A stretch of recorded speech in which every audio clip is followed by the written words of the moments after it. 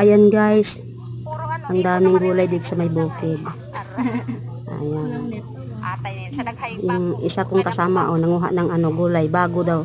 Yung tawag dito sa amin na yung gulay na yan, bago. Yan, hindi ko lang alam kung bago ba yan. Hindi ko alam kung anong tawag dito sa Bulacan yan. Yung gulay na yan. Sa amin kasi, bago. Tumutubo yan sa may gubat.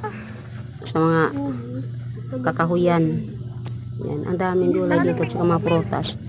Dito lang yan sa likod ng bahay namin. Yan.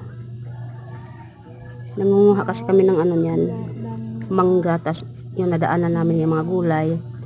Tas ang ganda dito kasi daming daming mga ibon. Naririnig mo yung mga boses ng ibon dito guys. Ang ganda rito. Tumakbo yung kasama ko kasi may gulay daw.